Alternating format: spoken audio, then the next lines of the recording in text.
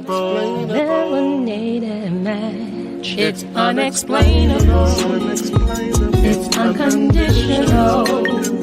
It's unforgettable. Unstoppable. And that's so intentional. It's so invitable. Indescribable.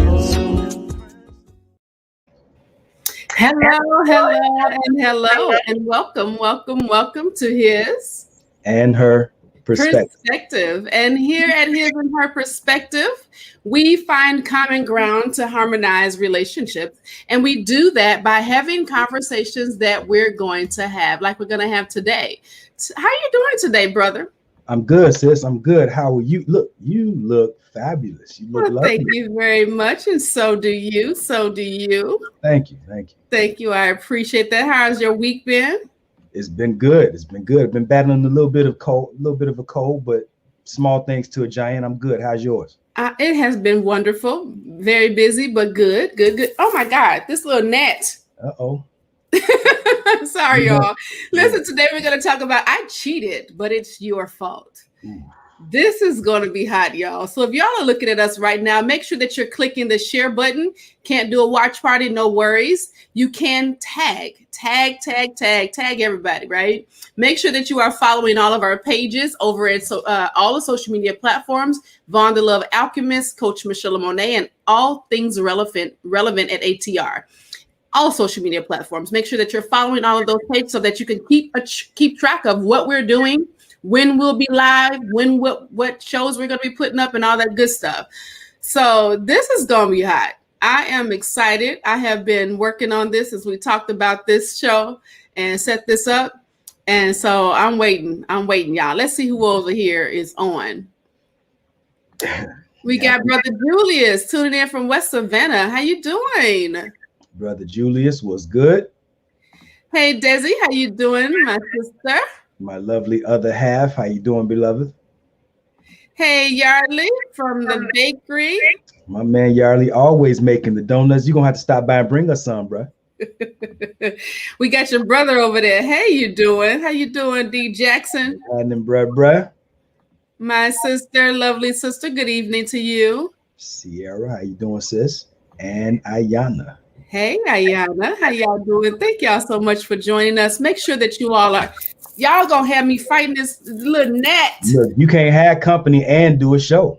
It's ridiculous. And it's like as soon as the lights come on, here he comes. I think he wants to get some play on the show. You got to put some fruit in the other corner of the room, and that way they stay away from you. Right, because I'm just so sweet. It just keeps attracting it. There you go. That's what it probably is right there. That's probably what it is.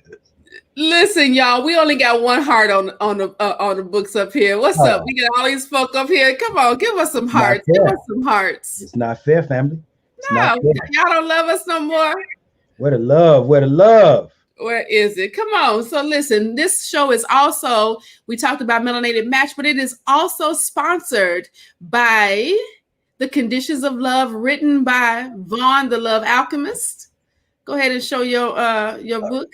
Shameless plug. Yeah. My wife writ together. We writ this. Writ it. Or should I say we wrote it? I don't know how you say it. It's all right to be a little ghetto every now and again. 33 years of marital and relationship experience put together by my lovely wife and myself. Just sharing, what some of the tips that have gotten us this far. So to you and yours, you can get that at www.theconditionsoflove.com. Can you put that in there, Des? I can put that in the chat. Okay, thank you so much. I appreciate that. As well as Rejection Saved My Life, 15 transformational keys on using rejection as fuel. Fuel it's an acronym, stands for faith upgraded to exponential levels. This book I've sold over 3,000 copies. Okay, it has helped a lot of people, both male and female. They've talked about how it's helped them with rejection and things of that sort. It's a good read. I've been told, right? A lot of people have said that they have gone through every emotion that they possibly thought that they had while reading this book. It makes you want to laugh, it makes you want to cry, it makes you want to throw the book, it makes you go, what the, all of those things, right? So make sure that you get the book to support us, support your your website. people. Your website is coachmichellemonet.com, right? Yes. All right. Thank you so much, sir. Thank you. I appreciate that. Gotcha. So thank you. So listen, let's move in. This is going to be good. Again, if y'all looking at us, make sure that you're sharing, tagging some people and letting them know. I don't care if it's family, friends, or foe. Let them know that we are here. Okay. So listen, I want to start this off with some questions. What do you think, brother? Can we do let's that? get it. All right. So I've been, of course, I'm always doing my research. We both do our research on when we're doing these shows, because we want to make sure that we not only are entertaining you, but we're giving you some really solid information that can be used and is going to be beneficial to your life. So one of the things that I came across is some reasons why they say that people, cheat, right? So they say that we share an address, but little else. Statistics show that couples who lead separate social lives are much more likely to cheat than couples who spend more time enjoying common friends and interests. What do you think about that? Wow. So you're saying they share a different address? Is that what you said? No, so they share the address, which means they live together, but that's about it. All they are is just kind of roommates. They're not doing much of anything else, not spending time together, and any of those types of things. Yeah, I can see how people can use how that can be a foundational explanation. I don't know that it's an excuse, but it is it can be explained that way because at the foundation of it is the relationship. How are you relating to one another? And if all you share is an address, then you present to the world many portals or gateways into your relationship that should otherwise be sealed. Yeah. So with that being said, do you think that it's the person that cheated's fault because they're not sharing? Or do you think it's the person that got cheated on fault that because they didn't share? So my wife and I, we had a good conversation about this earlier this week. And she presented to me something that I hadn't thought of. And so typically I would say it's the person who cheated. It's their fault. Right. But there's a caveat that what if you cheat first and you cheat on someone who had never even considered cheating? And now all of a sudden, because of your infidelity, we talk about opening portals or opening gateways, avenues into our relationship. And because of your indiscretion, now you've planted the seed in their mind that they want to get even. They got to get you back. Well, since they did it, ain't no point in me, foregoing all of the temptation that I forego, and then they go and cheat. Yeah. Now, I still say it's their fault, but now you're partly to blame, at least for opening the doorway or presenting them with an option that they had not yet even considered. What do you think about that? That's a different way of looking at it. I think that, there's some revenge cheating going on. People do that. I actually think that both parties have something to do with it no matter what. Okay, explain. And so I'll give you a perfect example. So I had a particular relationship where there was a lot of cheating going on. And I feel like there were some things I didn't do in my relationship that opened that portal, right? You have to protect. We always talk about in our shows, protecting your spouse, protecting your relationship. And part of protecting your relationship is making sure that you do your 100% and they're doing their 100% so that y'all both coming together as the one. So if somebody's complaining to the spouse about, lack of sex, or you always coming for me, or you never talk about what I do good, or you always complaining, and that person is human, right? So it doesn't make it right, wrong, or indifferent that they're cheating. They have to deal with their God to deal with that, right? But I think that when we don't do our part, it opens up for somebody to come into the door and tempt them. So let's ask the family. I mean, what do y'all think? I like to know what the viewers think. Yeah. That's interesting though. You know, let me ask you this: does it open the door for them to start considering other options, or does it? I had the question in my mind. Now I lost it that quick. Or does it um, open the door for them to begin looking for an exit from the relationship with you? You know what? I don't think that people that cheat are looking for an exit. I think they're looking to fill a void. And the reason why is because if they're looking for an exit, just leave. Mm. You know, most people are not expecting to get caught. They're thinking that they're smart enough to get away with it. So there are some people, there's a small amount of people that are cheating to get caught so that they can have an exit. But I don't think that that's the majority of people. I think the majority of people are cheating to fill a void. And sometimes they're like, there's this clinical experience that they did with 4,000 people who cheated. And they did this through this website. You talk about melanatedmatch.com, who is a Black site owned by Black people for Black people with dating, right? Anyway, shameless plug for them. But there's another site that is geared, just this one site that's mainly out there, a huge site with over 4,000 people on it, that are active, I should say, that is geared just to cheating.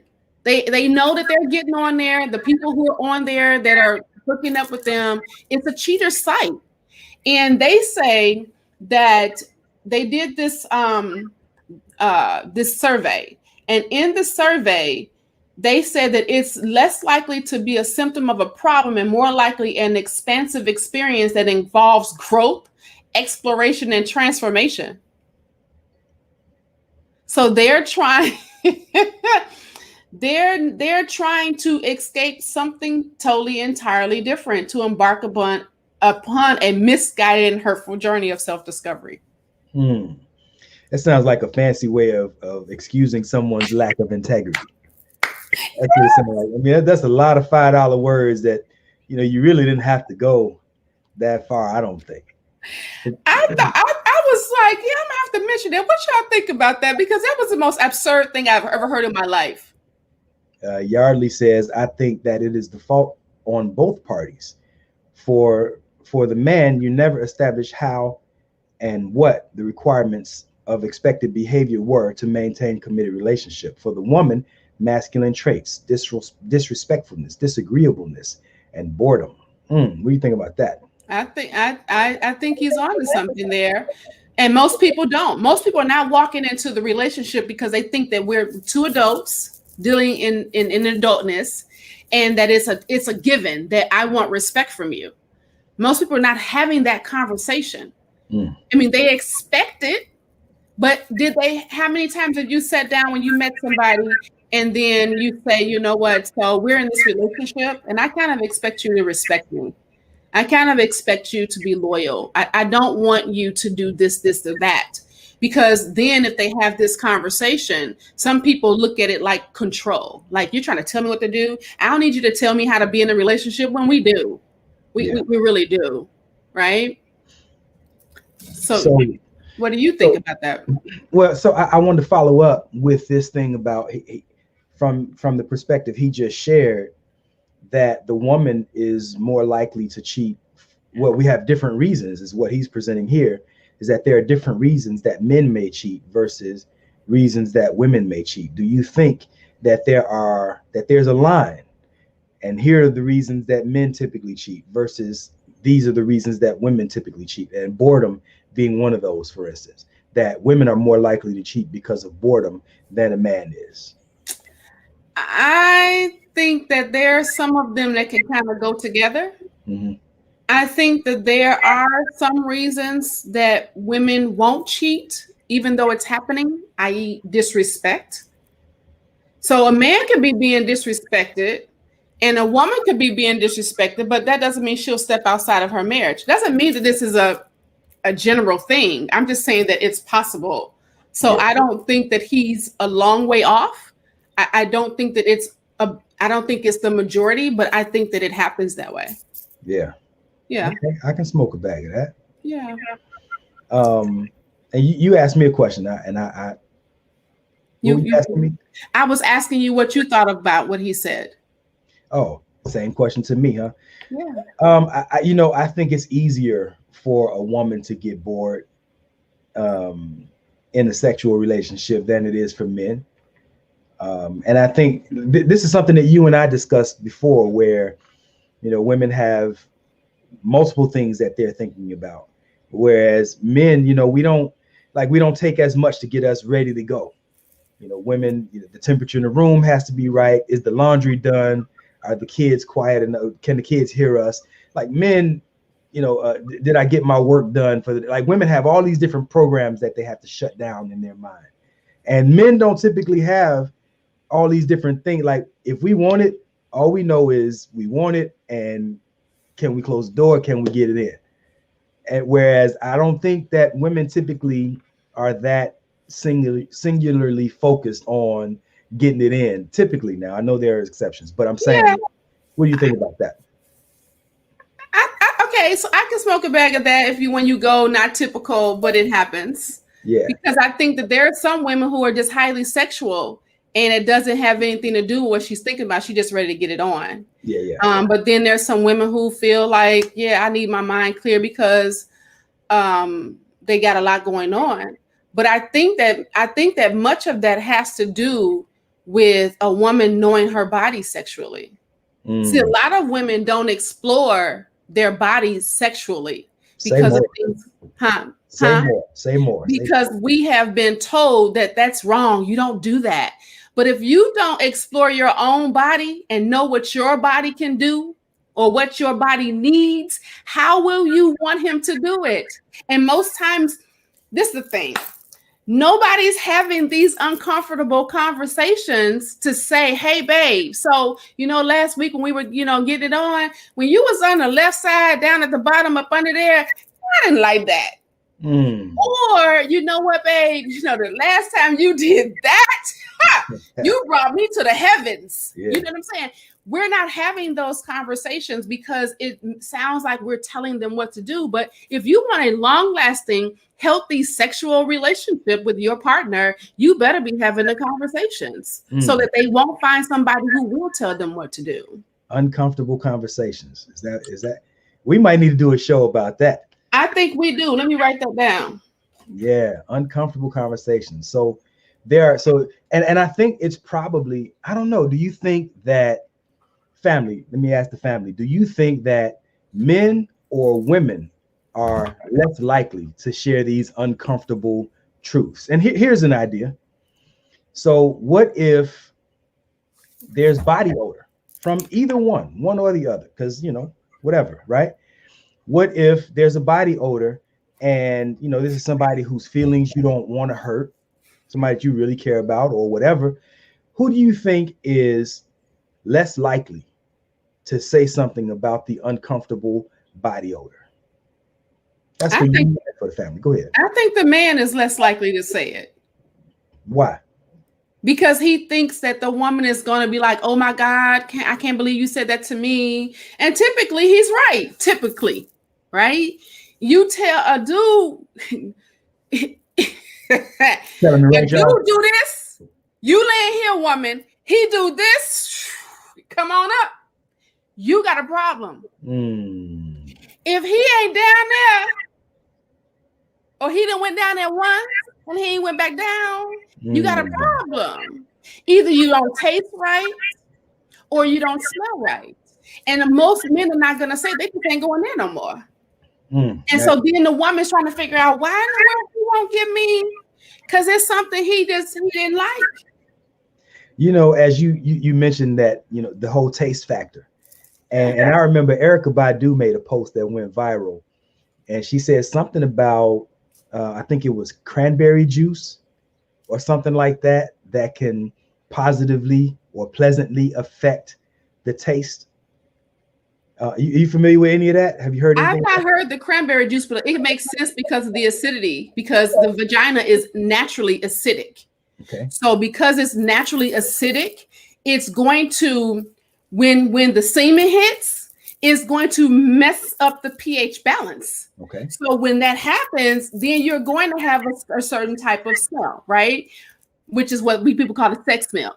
But if she is naturally, if she's high in acidity in her body, she's going to have more acid, and it's going to leave her a tone that he may not be. If you have to like it, you have to really be in your mind, I like going down on my partner, both male and female. It has to be a thing in your mind where it's enjoyable to you, just like it's enjoyable to them.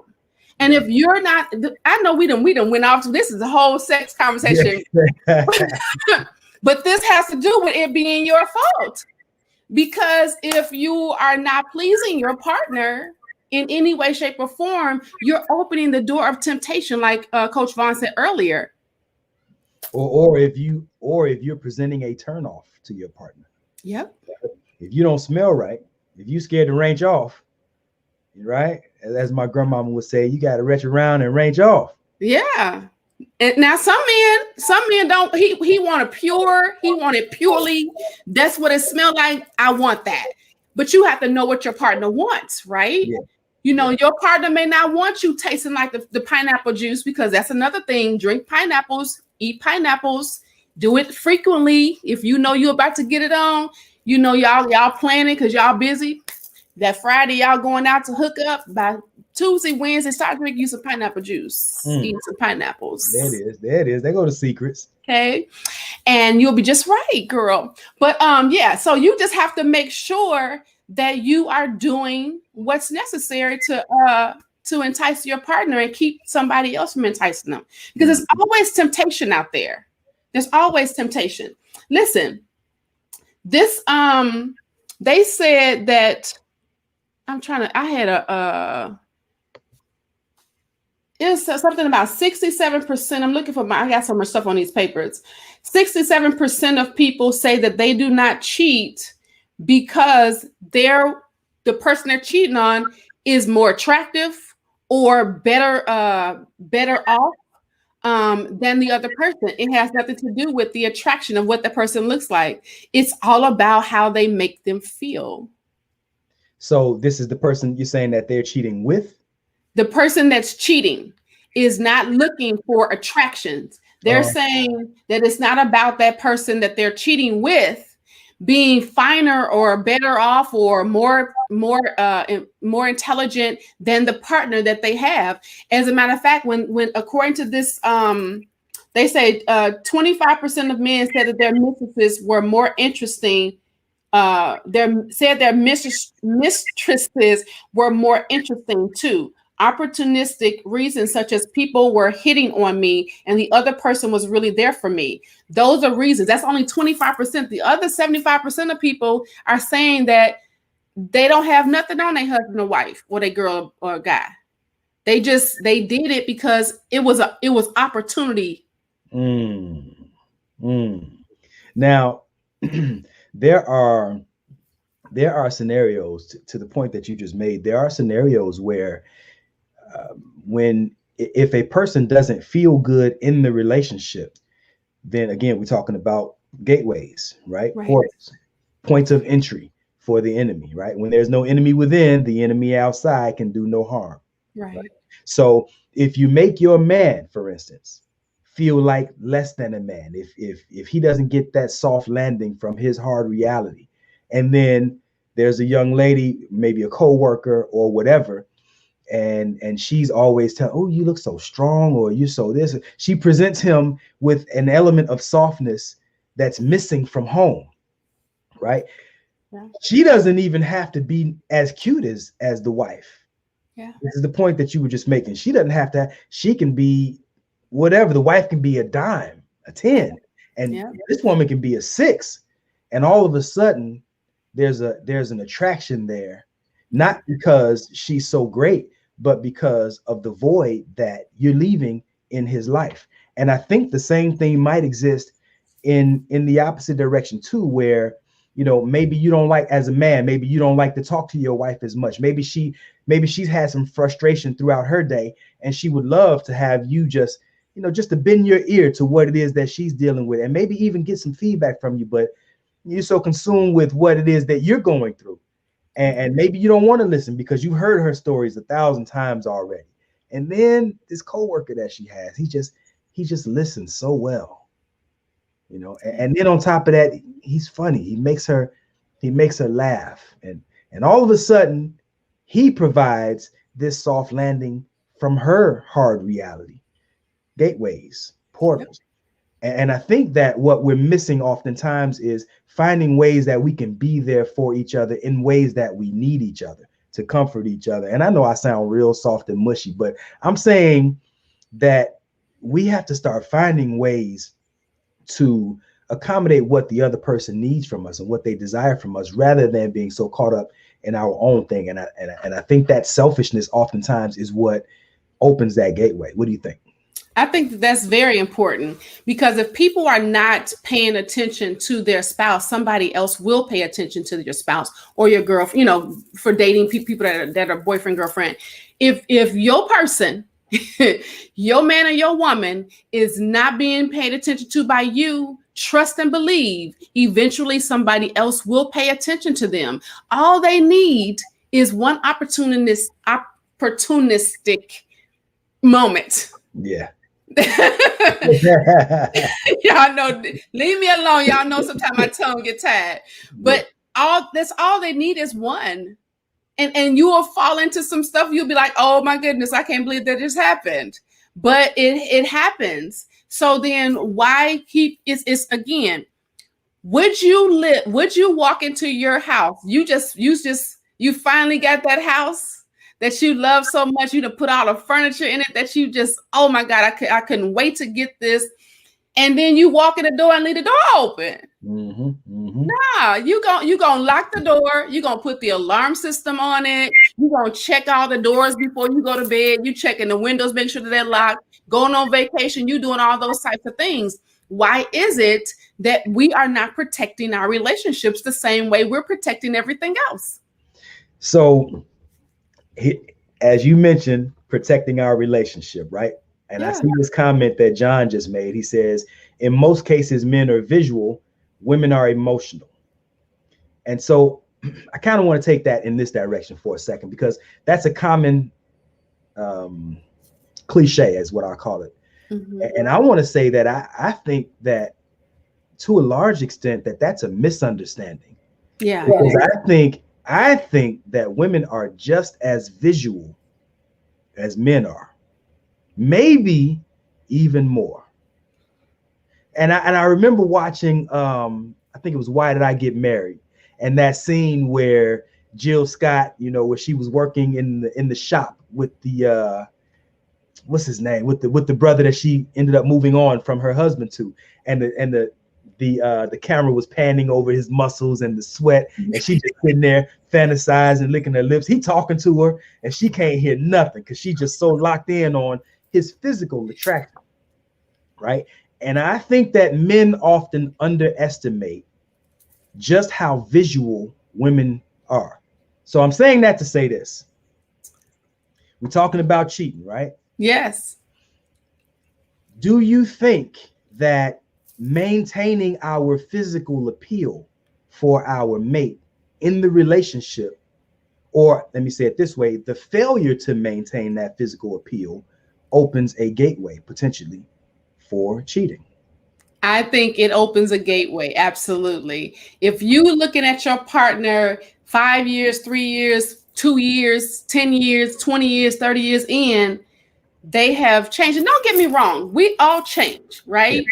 We all have our transformations in our bodies. We get older and things of that sort, but you still need to maintain this attraction between you and your partner. And if all he sees you, and I'm speaking for the women because I can't, you speak for the men.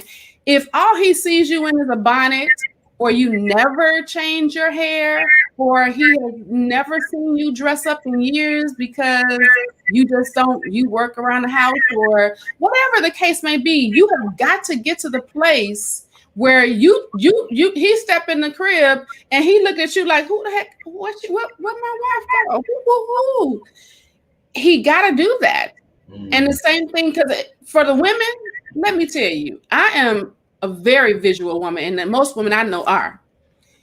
You can't go from 6-pack, 4-pack to what's the name of that thing? The keg. Just one app. No, you can't have a keg. Yeah. Look, I'm gonna go so far as he says, first of all, let me get this. Mal V says, good evening, family. John says, you are absolutely wrong. A man can see a woman for the very first time and sleep with her. Women have to be more emotionally connected. No. Women can have one night stands.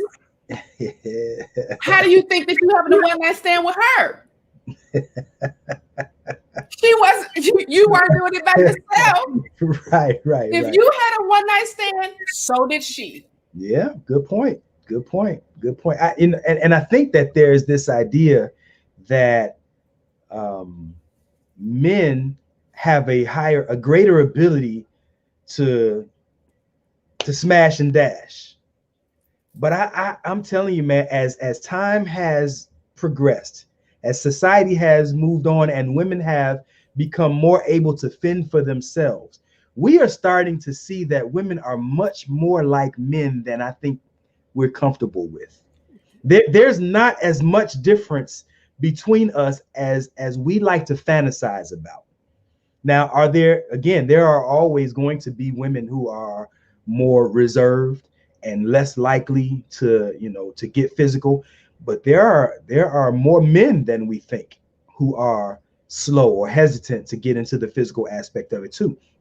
So, but before we leap forward into that, let me get back to what we were just talking about with maintaining the physical.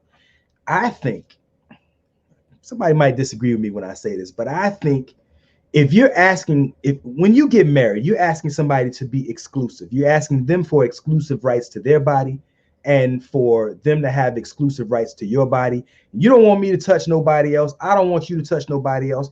I think you owe me and I owe you, to the best of my ability, to maintain some level of physical appeal. Because you telling me, look, the first time I ate a saltines cracker, a Ritz cracker, I was like, man, that's pretty damn good. But after about 30 days in a row, I'm like, all right, it ain't nothing so fancy. So but it's okay. I can still keep eating that Ritz cracker as long as it's fresh.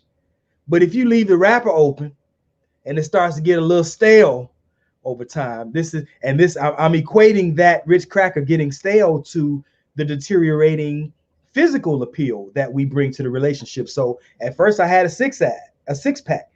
You were real attracted to my abs being all tight. Now all of a sudden my belly is sitting in my lap. You know what I mean? And I'm asking you to stay turned on by me, but in the meanwhile, I'm doing things that become less and less appealing to you. And I'm saying, I think that one of the things, again, my book is called The Conditions of Love, right? I think that one of the conditions that we tend to neglect is the maintenance of ourselves that we owe to our mate. What do you think about that? I think that you are 1000% accurate. I think that we have to maintain that. And if we don't, we are putting ourselves up. What's the word I want to say? We're opening ourselves up for disappointment. Because and I need to be clear. If something happens physically to your partner, they go through, having an injury or something, they're sick or ill, those types of things are excusable, right? But if just because you just don't want to do nothing no more, you not being active, you sitting up eating up everything that you can, you don't want to go, that is opening doors, because we're living in an Instagram model age. So these men and women, and I want to go back to what Jackson, we're going to come back to that. It's going to tie into this. Men and women, we both, as Brother Vaughn just said, we are just as visual. You know, like Yarly talked about those gray sweatpants and ponytails. Women won't. We can't wait for gray sweatpants season to come out. Mhm. You think that you are on Facebook seeing women talk about the gray pants, the gray sweatpants? They're not just talking about just, oh, you got them from Walmart. No, they looking for the gray sweatpants. Right. So it's like we have to pay attention to that. We have to be able to say to each other, hey, babe, what are we doing? How do you feel about me right now? You think I need to tighten up on anything? How am I looking to you? And people are not having those uncomfortable conversations. Yeah. And so going back to what Jackson John said, he says that he thought the conversation was about an affair. It is still the same thing. If you're able to go and have a one-night stand, do not put it up against, if that man, not you particularly, just saying in general, if that man is not taking care of his wife at home or his woman at home, do not think that she is incapable of having a one-night stand or going out and having a glass of wine because she's pissed off at you, and then some dude who looking hot sitting there having this conversation with her, and they click, and they don't hit the hotel at the top, because they're in the bottom at the bar. Don't think it's not possible, because it is. It happens more often than you think. As a matter of fact, most people don't know this statistic, but women cheat more, 25% more than men do. Wow. 25% more than men do? 25% more than men do. Women cheat more. Wow. Let me hit the wow face. and one of the reasons is they y'all get caught doing stuff. Y'all just get caught. Y'all don't know how to keep your last. So it's not that women necessarily cheat more, they just better at it. Is that what you're saying? No, they do cheat more. Oh, you think women? It's statistic. Wow. It's statistic. Yeah, 25% more women cheat. And on top of that, they just get caught less. They get caught less. Because men tend to be, and this goes back to just how women are more technical, not technical, but more savvy. They're more detail oriented. Yeah, remember stuff more. Yeah, and I think men tend to be more complacent. Like, I don't know. I think that there are many reasons towards that end why men end up getting caught, because like my routine is real simple. It would be easy to catch me because my routine is basic. I go to work, I come home, pretty much. And if I'm outside of that, either I'm working with another client, or me and my lady, we kicking it. And there's very little variance in my routine. So if I started, coming home from work later or staying out later in the evening, I mean, those are easy red flags to pick up on for me. Whereas, I think maybe it might be it would be easier for my wife to get away with it if that's what she was interested in. Yeah. And so he said that I just want to thank you and going to put our plan in action. Let me say this. When you are in a place in your life, now we're talking about people that don't know what their purpose of their entire relationship is. Because see, when you know what the purpose of your relationship is, this is how you have a marriage who's been married together for 31 years, married and been together for longer than that, because they understand their purpose, right? They understand what they both bring to the table. So they're not going to jeopardize the beauty in that for a one-night stand. Right. Or a little piece of meat, when all you got to do is go to your husband or your wife, your guy, your girl, and make sure that they're hitting all the things that you're lacking. Because if there's some voids, this is what we talk about. Whose fault is it? It's both of y'all fault. If you got a void and you have not shared it with your partner, it's your fault.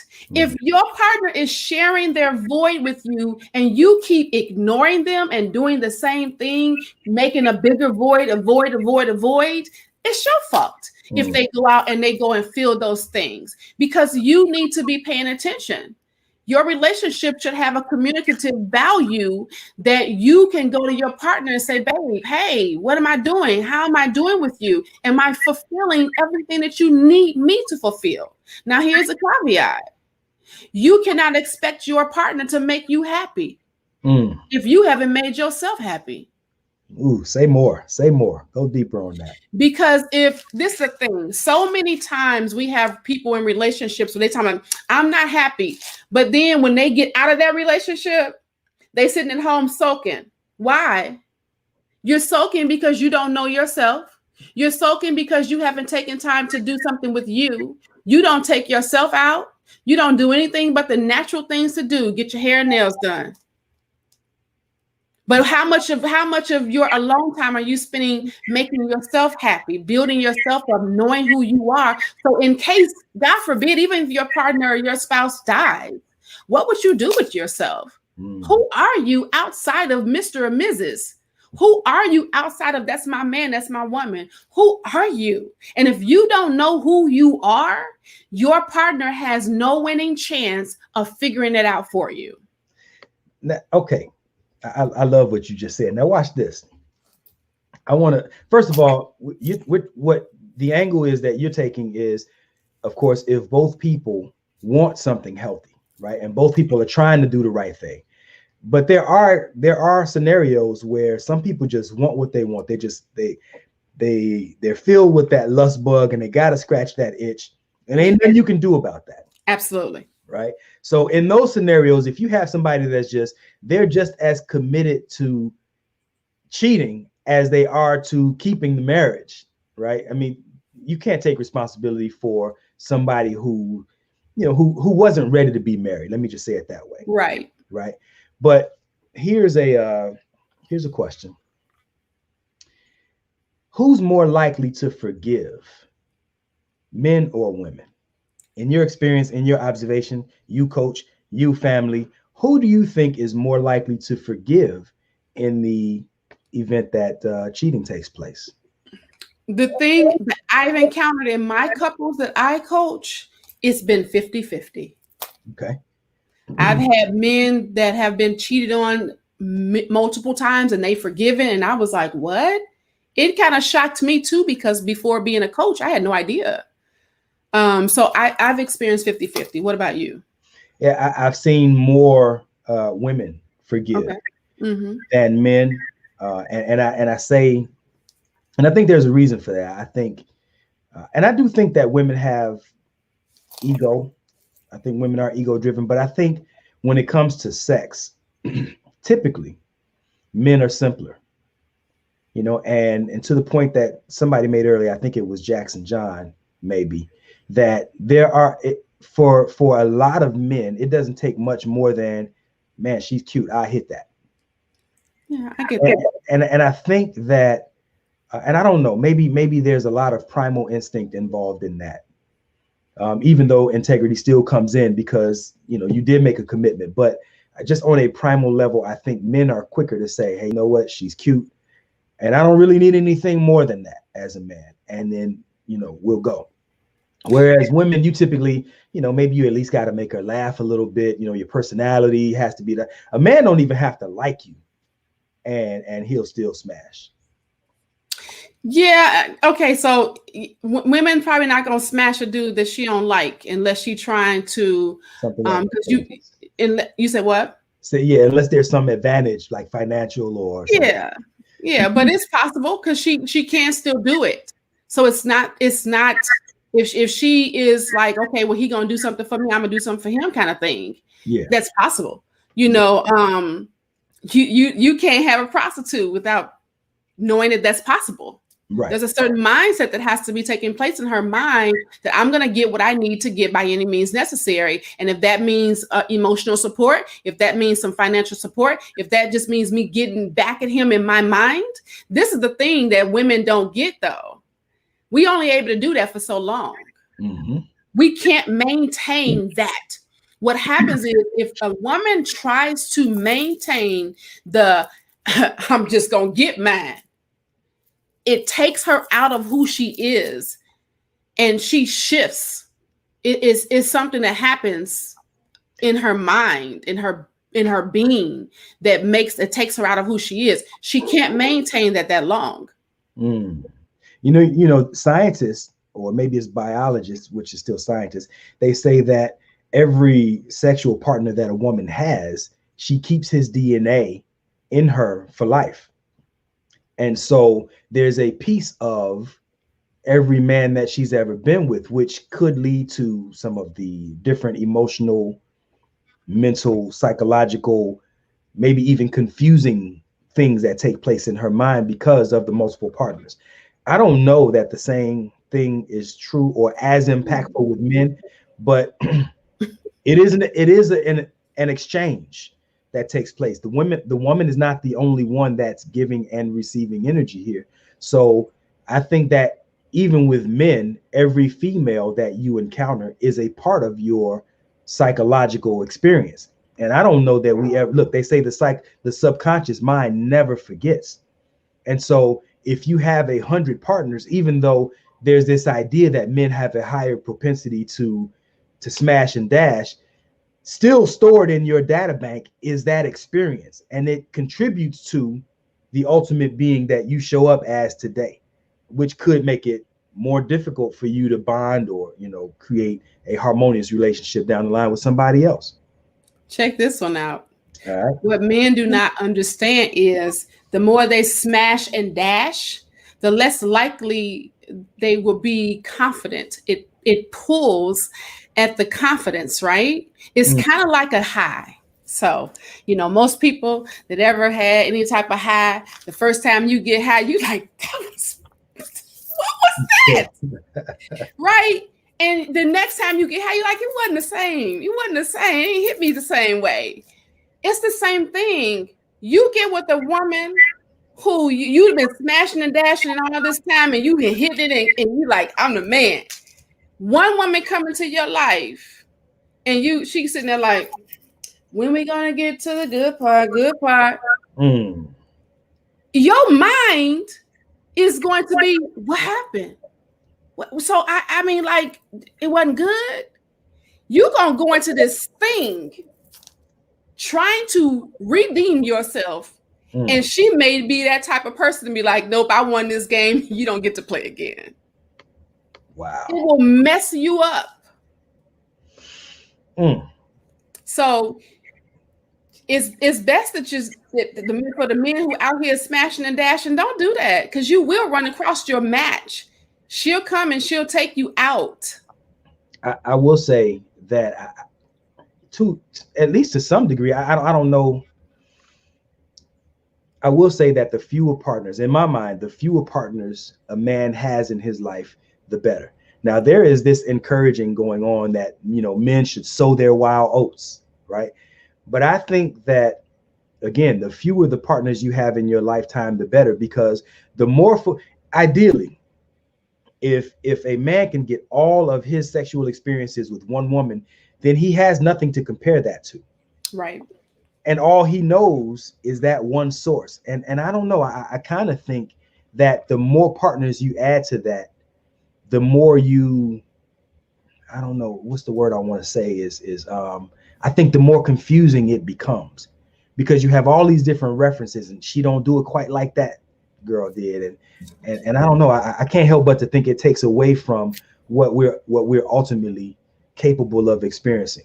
And again, the mind is capable of doing all kinds of things, but I don't think more is better, even for men. I don't either. I wanted to read that. Go ahead. You about to say something about that comment? Yeah, what was it? Oh, yeah. John said, no, women are way more forgiving than men by a long shot. And then Kimberly, right behind that, she says, men don't truly forgive because they can't get away from their ego that reminds them that their woman has been touched by another man. I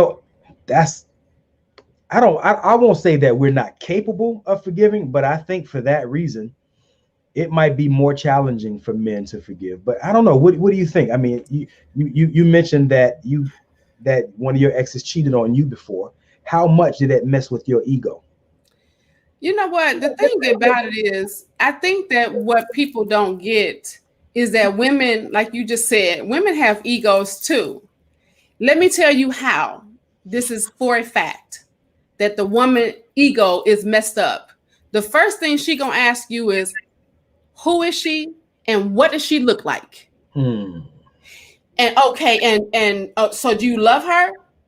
Those are all ego questions. These are not questions that are caring, because if the only thing that she cared about was her emotions, she's gonna say, well, how many times did you do it? Did you fall in love with her? Those are the things that she would ask you. But most times she asking what she look like, who is she? And You know, I'm sorry, go ahead. and so our ego is involved too. So to answer your question directly, was my ego bruised? I didn't care what they looked like, because I thought I was a dime, right? But like you mess, I mean, you now, right? But my thought process was, I mean, we having sex frequently. In my mind, I couldn't understand what was the problem, because we didn't have a problem with sex. That was not one of our issues. Our issues that I didn't know at that time was my mouth. Our issues were that I wasn't treating him like the man that he needed to be. I had a mouth on me that was saying things I shouldn't have been saying. Now, I'm not in any way, shape, or form saying that I took his penis and put it inside somebody else's vagina. Not saying that at all. What I'm simply saying is there were some things that led to that. There were some things that I was not doing.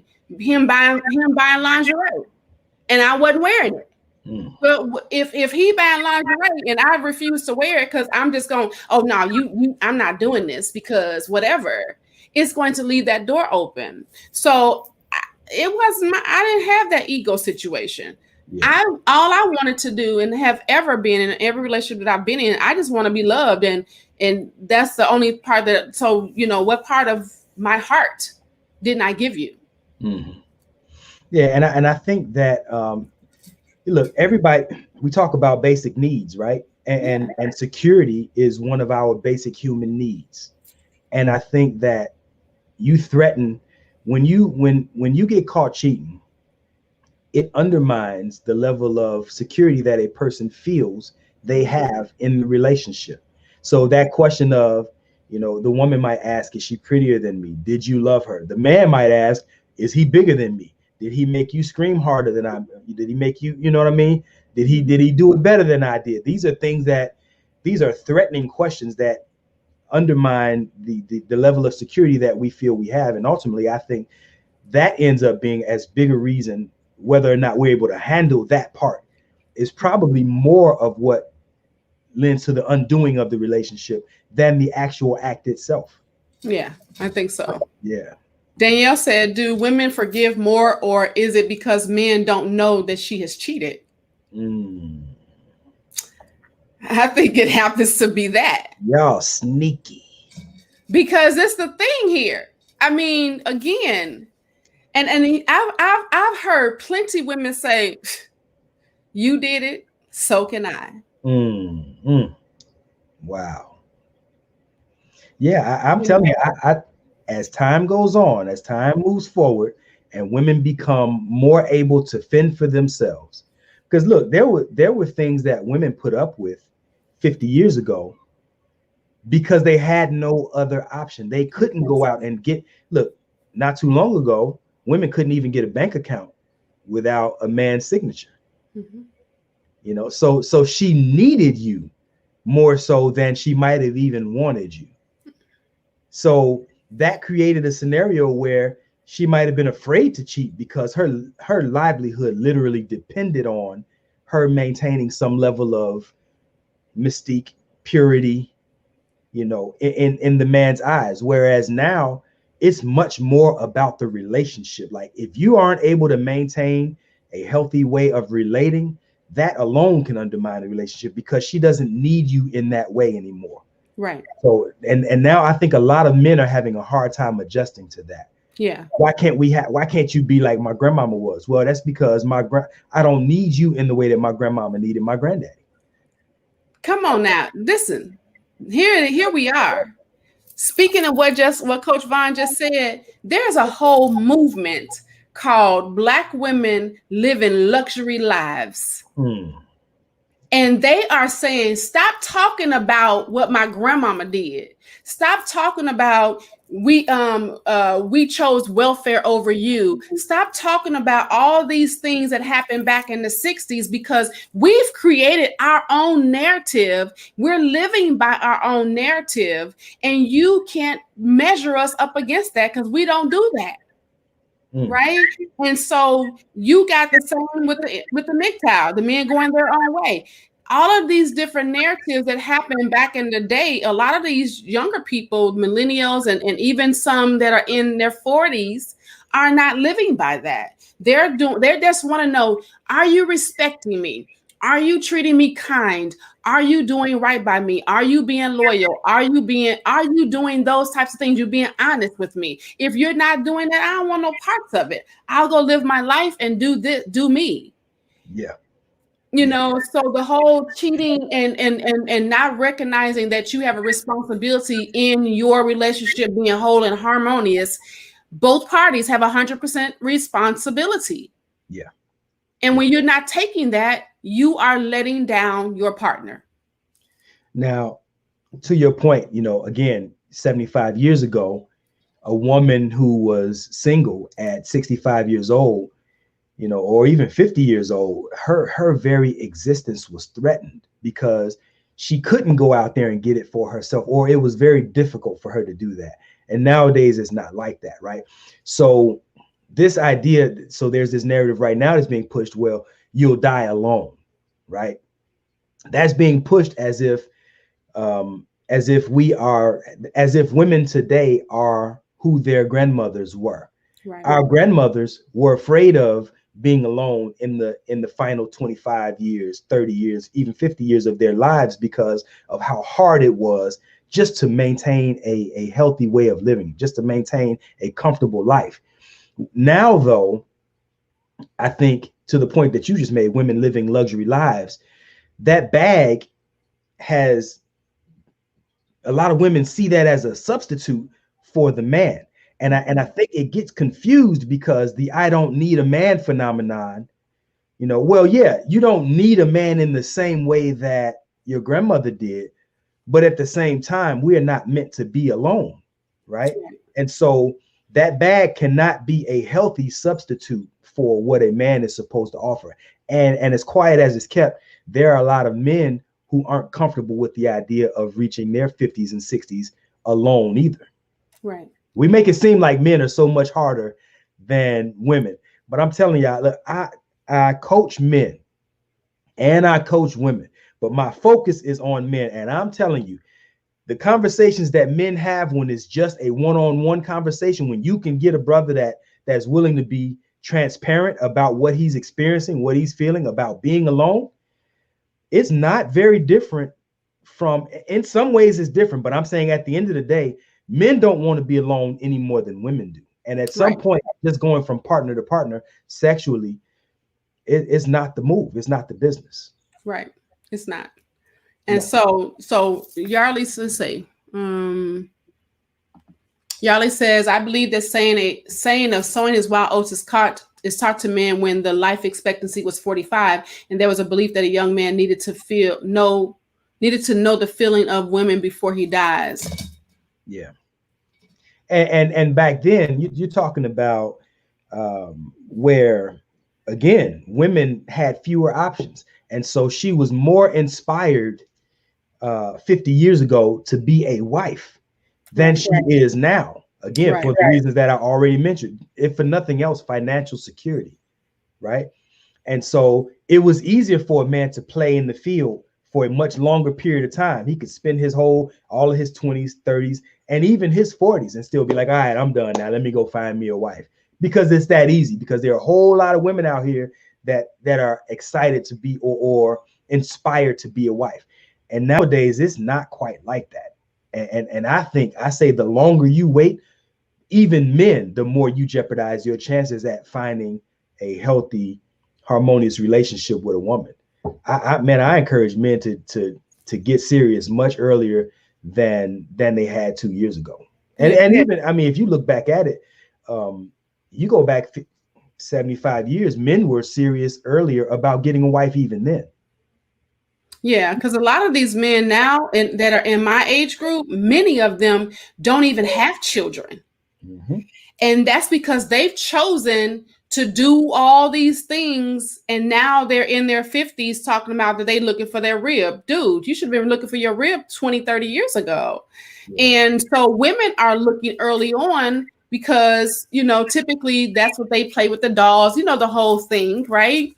But now we got the women who are like, hey, I can do without. The problem that we're having with that is that people are not coming together, unifying and creating babies, which is creating generations, which is spilling over and being fruitful and multiplying. And so it's kind of like, you know, I know that, you know, Coach Vaughn and I do this show and we talk about different things every Sunday at 5 p.m. Eastern Standard Time. We thank you all for coming. But we also think that some of the knowledge that we, you know, much of the knowledge that we share, we need y'all to share. Whether y'all want to share, we prefer y'all to share our show, you know, click the link, share the link. But if all you're doing is sharing the information with 1 or 2 or 3 other people, the information that you've set for hour and a half listen to is very much worth you passing on to somebody else, because this information needs to be spread. Doesn't matter how. Yeah. You know, so. Yeah, it does. It absolutely does. And, you know, it's amazing to me that one of the most basic elements of what it means to be human, which is the male-female relationship, right? One of the most basic elements of what it means to be human seems to be one of the things that we're having the most difficult time doing. Yeah. And I think society has been manipulated in such a way that that lends to that. It's not meant to be that difficult, but here we are. And we're finding all kinds of reasons. You know, he's not tall enough. He don't make enough money. She ain't fine enough, or she's not. Now the newest thing is she's not feminine enough. And you know, I don't know. That's for a different show. But I don't know that women operate in their masculine as much as they surrender their softness. So maybe in my mind, she's not. Of course, there are some women that are over the top. You know, she's got the ball. You know, maybe she goes out of her way to act like a man. I'm not talking about that woman. I'm talking about the woman who might be a little loud or who might be a little less graceful. I don't know that she's operating in her masculine as much as she's just surrendering some of that softness and some of that femininity. I don't know. What do you think about that? I think that she does what she needs to do to survive. Yeah. And that being survival as in being a single mother, that being survival as in I've been hurt so many times, that being survival as in, you know, I've been abused when I was growing up, whatever the case may be, her masculine energy rises up because she is doing it out of survival. But let me tell you this, I put this on a post on my TikTok. When a real man stands up in his masculinity, she stands down. Okay, she gonna be like, stand down, soldier. She down because she is in the room with that energy. It will match. She's not, unless she is a woman that is just downright disrespectful, and she gonna be that way because she just set in her ways and she's bitter and she just with this man because she just want to get him back. Most women that are alpha females get into a room with a man who is more masculine than her, let him stand up. She's standing down. Mm-hmm. She's going to. It's just gonna make her. There's this TikTok going around. It's kind of old now, but when they had the roar, the lions roar, and then the wind blows her hair, and she goes. Yeah. Because she like, I got a roar, but it ain't as big as yours. And I don't even want it to be. Yeah. Most women, like, they consider me an alpha female. I don't do that, but I'm just so that you can understand. I don't want no man. I don't want to come in and control my man. I want to be like, baby, what? We want to be coy. We want to be feminine. We want that. But we need the man to stand up that's in our life to do that and come in and be like, no, we're not doing that today. Okay. Well, let me Now, go you know, over here. I'm glad you said that, because I think that like this world has given particularly Black women, like there's no woman on this planet who the advertisement is marketed at her that she's naturally not good enough, right? Like the Black woman is the one who all of this advertising, from the time you are first able to turn on the TV, the message to you is that you are naturally not good enough. You got to get your hair fixed, right? Got to get your hair done. Then of course you got the color scale too, if you dark and all of that stuff, right? And so I think that these things tend to build walls. You know, the response to that is to build these walls of protection around her feelings, right? And I think that these walls tend to make it difficult for not only for the man to reach her and connect with her on that level, but it makes it harder for her to surrender that area of softness in her that says, you know, that allows her to be that purring kitten, right? And so one of the things that I think that we tend to undermine the relationship is when we compromise her ability to trust us, right? Because because of the psychological beating that she has taken since she was 5 years old, from the first time she was able to see TV, right? And the fact that she's not even comfortable wearing her natural hair out in public in many regards. And so she looks to you hoping that she's found that place of security. And then when we go out and let's say maybe we cheat, or maybe we make comments that, you know, tend to strike a nerve in ways that, you know, we're not even aware of how deeply psychological the impact of society has been. So we make a comment about maybe her skin color, even if we play it. Sometimes we might say, oh, your black self, you know, a man might even be playing when he says something about her chocolate skin, but he didn't realize that ever since she was 5 years old, she's been talked about, you know, don't go out in the sun. You can't afford to get no darker. So that we tend to undermine, without even knowing, unwittingly undermine that security that she's looking for, which makes it harder for her to show up as that purring kitten that we're looking for. Yeah. Which is why she goes and asks you, what does she look like? What does she look like? And then it adds to that insecurity that she has when she finds out that that person she cannot even be attractive.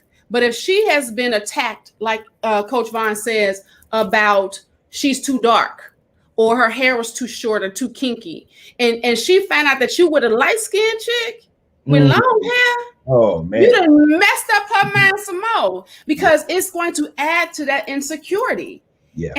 And so there is a responsibility that you have with your partner to make sure that once you find out what these insecurities are, that you don't add to those things. You do not add to them. You try to nip away at them one by one with how you treat them. And that's with, you know, you doing things like being faithful. So look, let's go into this. So there's one thing that they talk about, I deserve it, where they feel like they work too hard, where their needs are going unmet, and they feel like all they do is sacrifice for others. So they having an affair to satisfy some of those unmet desires because they deserve it. What's your thoughts on that? Man, you know, deserve it. Wow. And you know, every relationship is different and everybody has their different agreements. This is where some of these couples they give each other hall passes, right? You can go for the weekend and you can play, or some couples agree to open the relationship up, you know, to maybe a menage or whatever ways that they might sexually open up the relationship. I think it comes down to the agreement. You know what I mean? Like in my marriage, you know, it's like a picture frame, right? Ain't nobody else coming in and we ain't getting out. Right. Right. And so we do the best that we can with this understanding. That's not something that you can take for granted. It's not, I can't afford to rest on my laurels and say, well, hey, we got an agreement. You ain't going nowhere. Ain't nobody coming in, ain't nobody going out. No, with that understanding, I have to work just that much harder to make sure that I bring as much as I can to the table, and vice versa. We do, she does the same. So that's our agreement.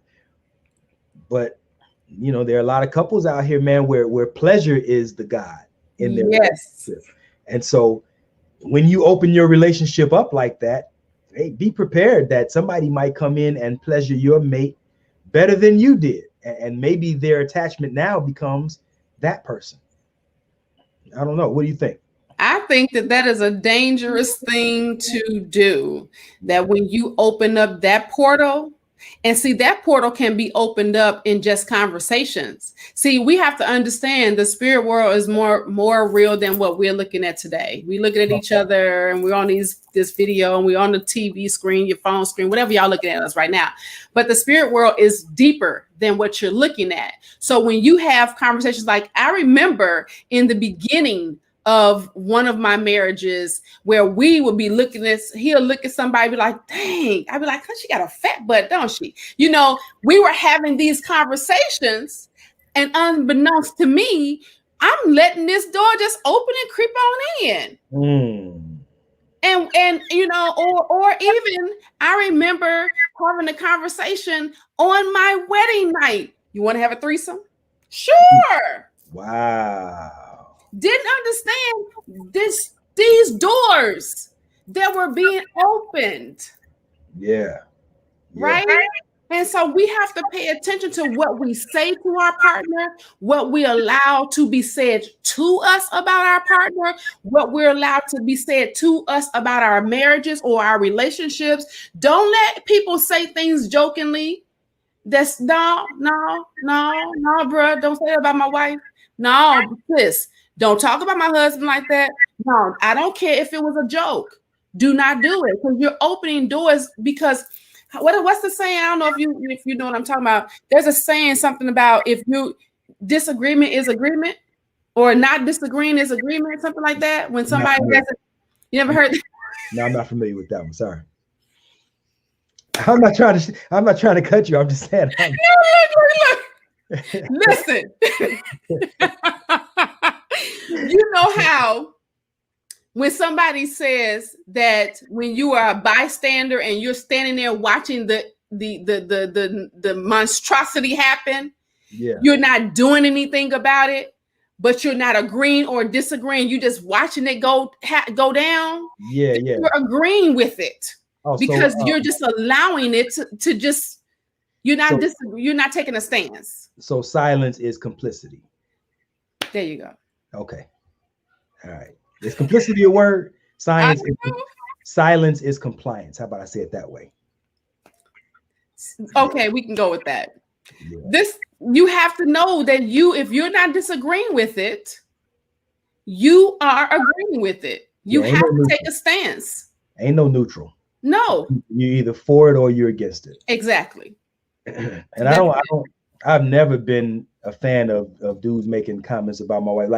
I don't even make comments about people's wives. I might compliment the family, like, man, you have a beautiful family.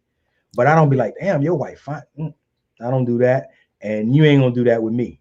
Like, you might once, and I'm gonna correct you. And if I have to keep correcting you, I'm not gonna keep correcting you. Like, we don't really have nothing to talk about. I had that situation. I didn't cheat on my husband, but that opened up a thing. I remember the first time I was beautiful was by my ex's friend who he worked with.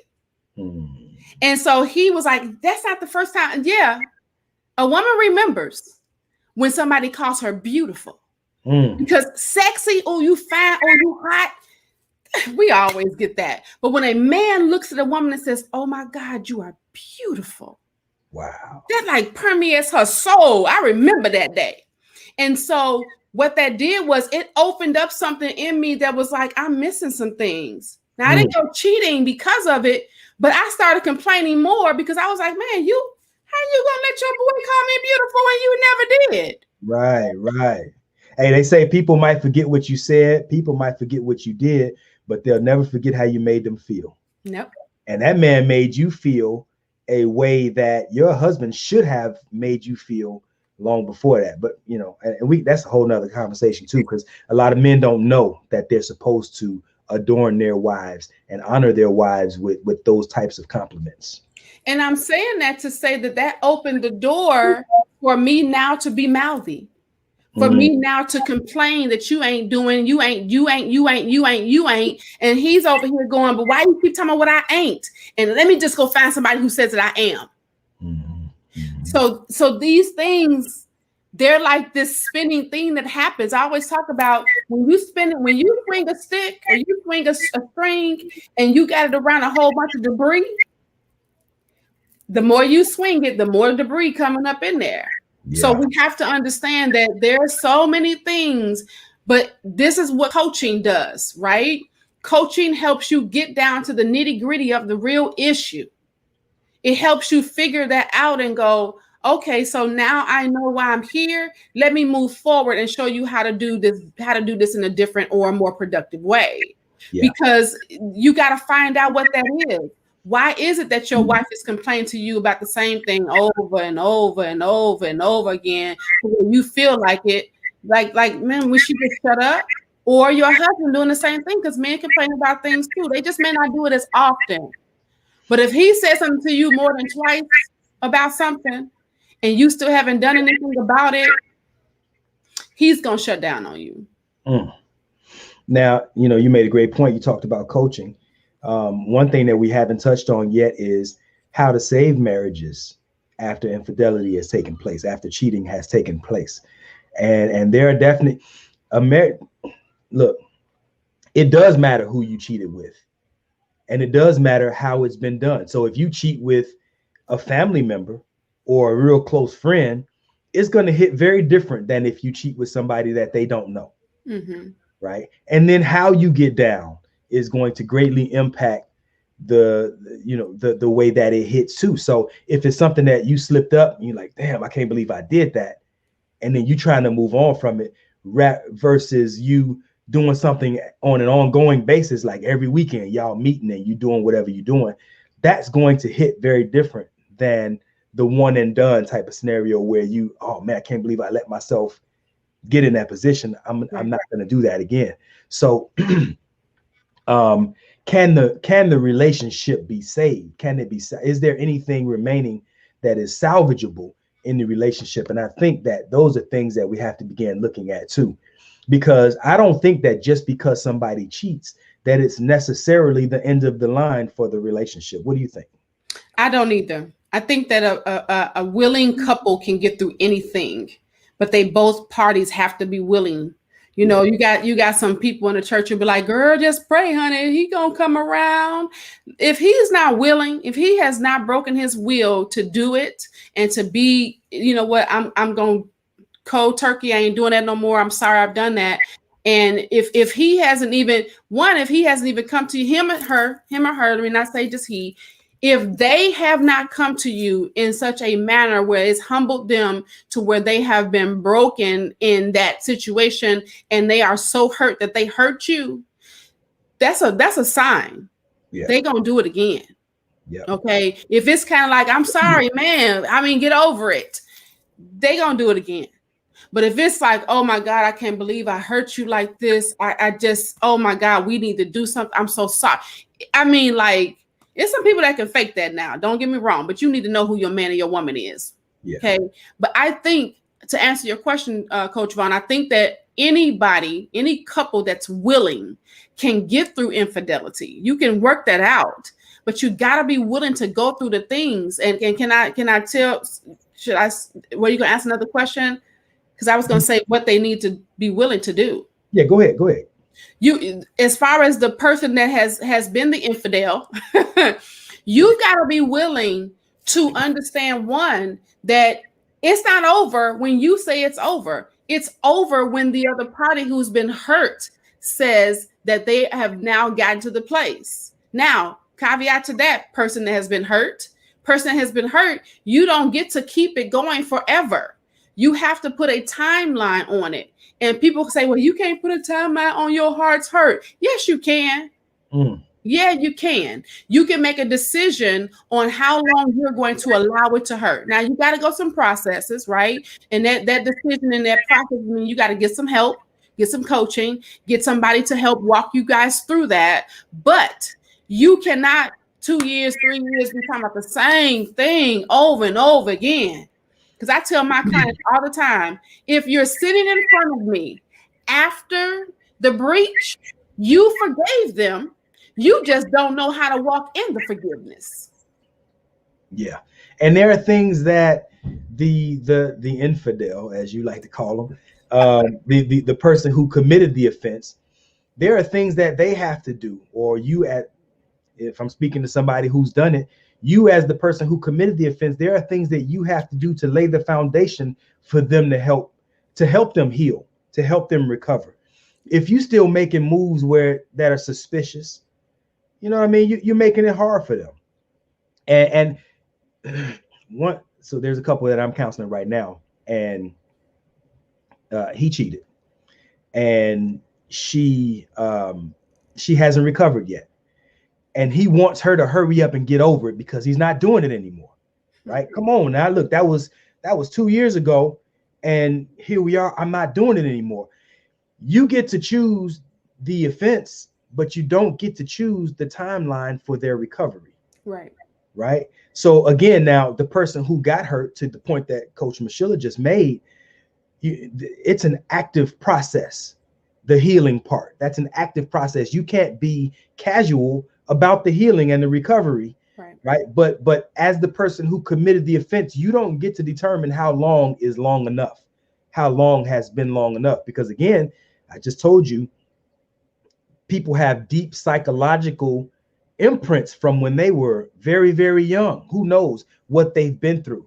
And that infidelity, the pain of infidelity has been compared to the death of a child. Mm-hmm. Some people, if you cheat on the wrong somebody or the right somebody, however you want to frame that, depending on who you cheat on, based on the amount of pain that they've been through, that could be the greatest pain that they've ever experienced in their life. You don't get to then turn around and say, come on now, get over it.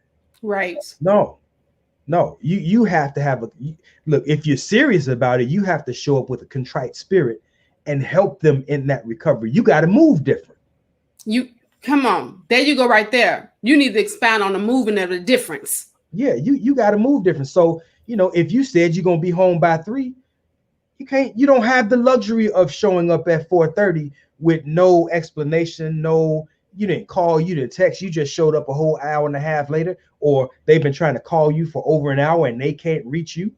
Even if your battery might have died, right? You might have a legitimate reason for being unavailable, but man, you just sowed some seeds that, that's causing a whole lot of pain 5 months ago. And now here it is, they can't find you. You don't know what you're doing to that person's mind. So you got to go that extra mile and maybe carry a portable charger. Make sure your battery doesn't die on you. And if you're going to make a detour after work, hey, baby, I'm stopping by the so-and-so. You need anything? Like, you got to move different. You don't have the same luxury that you had before the offense occurred, is what I'm saying. Yeah, you don't get to say, oh, no, I'm not showing you my phone. Right. I'm not giving you my passwords. No, I'm not telling you where I'm going. You don't get to say that. Not if you want the relationship. Now, if you want out the relationship, then walk out. But you, like Coach Vaughn says, if you are the person who was infidel and you now want to get back in good graces with your partner, your mate, then you gotta eat some crow. Mm. You got to go through some stuff. You got to do the time.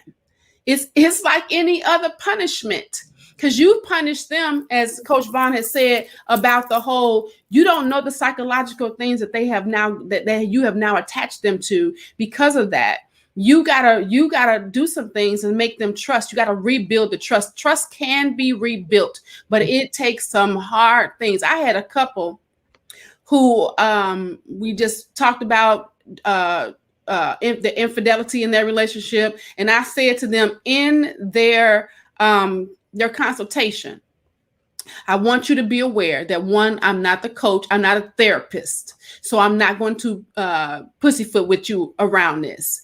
And two, you have to be willing to do what it takes to make sure that your partner is now secure. And let me tell you what that means.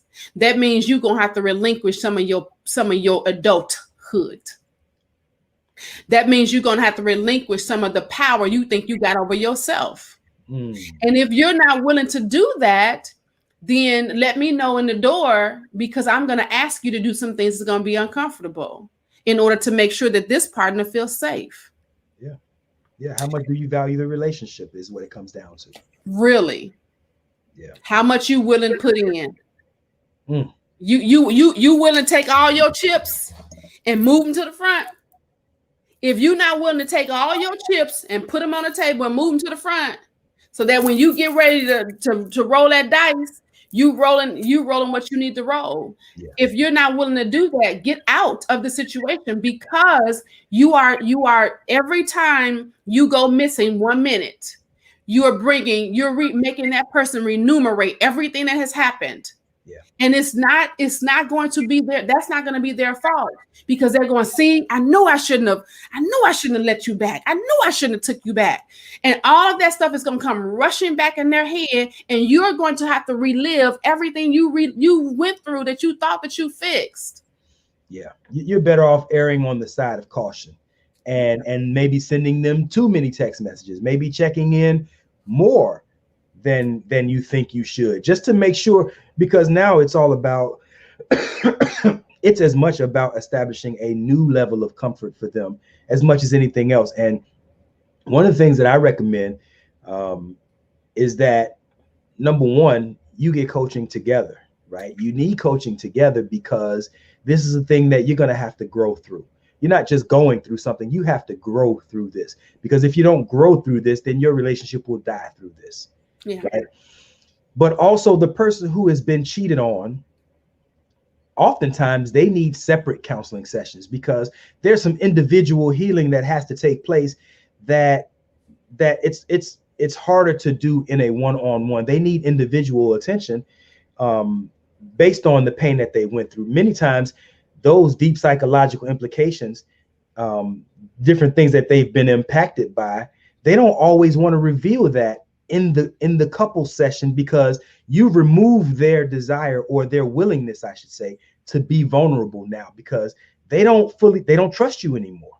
So now they're not comfortable being vulnerable with the person that they really need to be vulnerable with. So oftentimes they need to be individually coached. But here's another part of it too, that a lot of people overlook. When you really care about somebody, right? The person that did the cheating, it's not that they cheated because they don't care. Oftentimes they really do care, and they want the best. They want a healthy outcome for you, right? So what often gets overlooked is that the person that did the cheating is also in pain. Mm-hmm. And then the person that got cheated on will manipulate accordingly. So now they know that they got you on the ropes, and they keep jabbing and jabbing. You did this to me. You did this to me. And you know that they know that they're hurting the person, right? And this is why it's important for them to get that healing too. But also even those who don't mean to necessarily do that, you have to be aware that there's more pain going on in that relationship than what you're experiencing alone. So there's some, even though again they're the one that committed the offense, you know, a person who really cares about you is genuinely sorrowful for what they did, and there has to be some understanding for that too. It has to be, and this is the thing, and I've experienced this with that same person. It got to the place where he had cheated so often that when he wasn't, he was, oh yeah, you cheating. Oh, yeah. I know you doing something. And he like, but I ain't doing nothing. I'm like, no, yeah, you are. You know, and so you get to the place where you're not giving that person the benefit of the doubt, you know. But if this is a thing, do not forgive just on the pretense of, I forgive you right now. If you're going to forgive, Now, it doesn't mean that it's going to go away. I just talked about this on one of my TikToks. Forgiveness does not negate the desire nor the ability or the want for justification or justice for what they've done. And it doesn't give them permission to do it again or give them permission for what they've done. But you have to get to the place where you have decided that, hey, we're going to walk through this. Sometimes I might remunerate some things, but I'm going to need you, person who has gone through this, to help me. But like Coach Vaughn said, you also have to help that person too, because they're embarrassed. They're feeling guilty. They feel like, I can't believe I did this. I let my family down. You know, who else knows about this? Because now other people might be looking at me like I'm crazy. So all of those things have to be looked at. And if you don't have somebody, a third party that has no investment in your relationship, you know what I'm saying? That where there's going to be bias on one way or another, where they can't give you some unbiased information and what to do and how to do it, you're going to keep having this problem because somebody's not going to, they're not going to give up. They're not going to give up.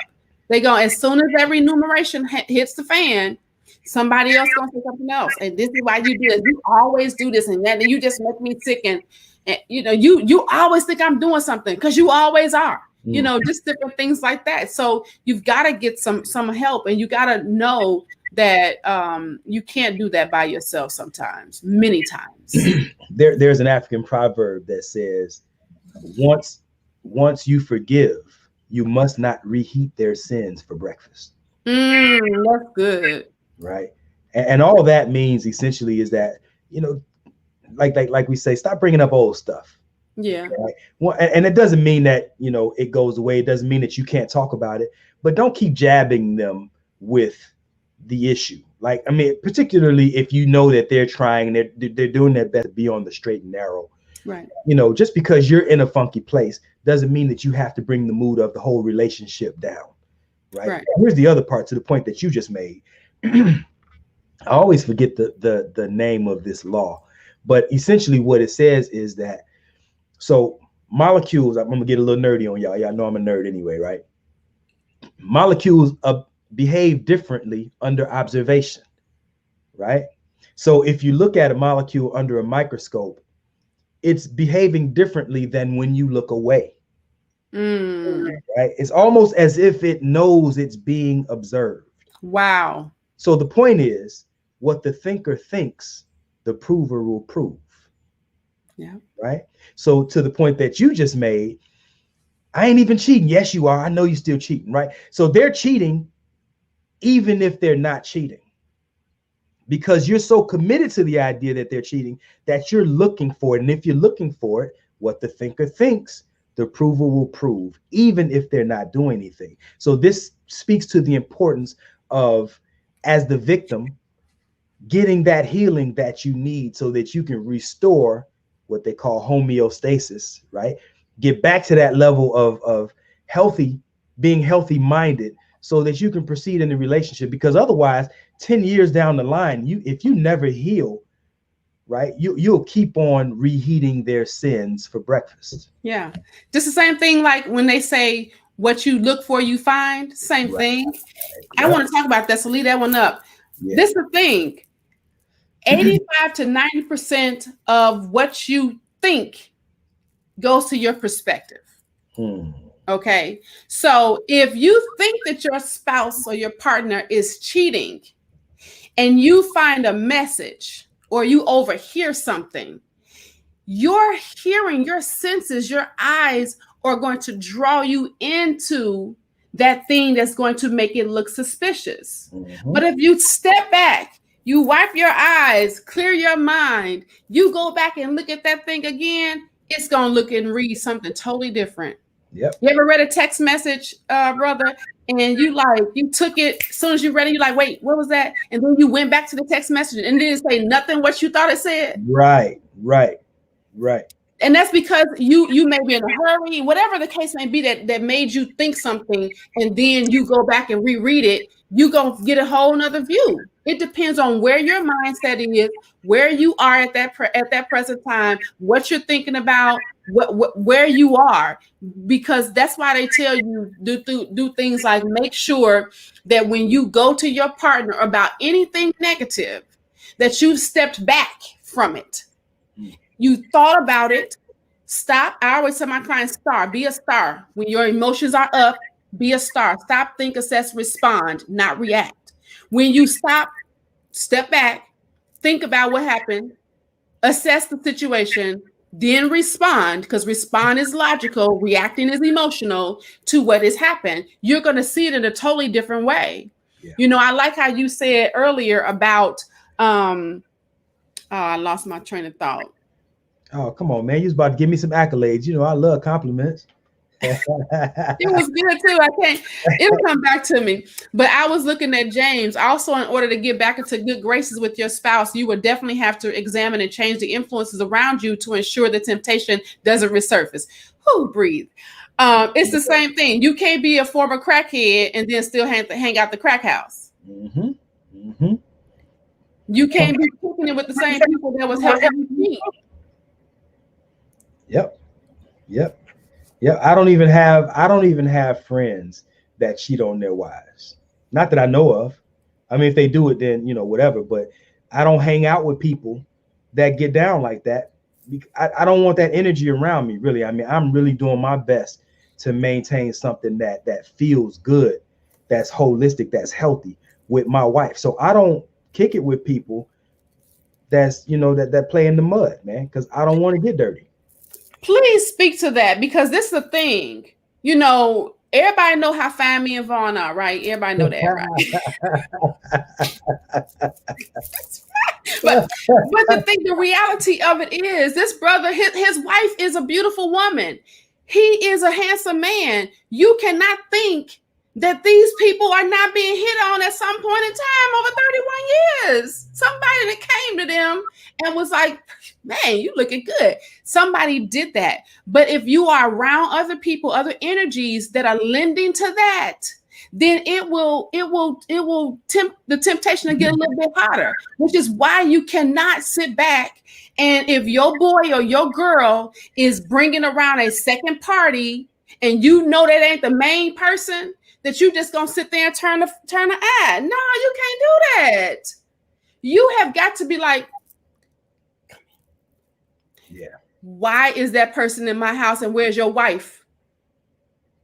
And if you don't do that, you are adding to the problem and you're making them both think that that's okay.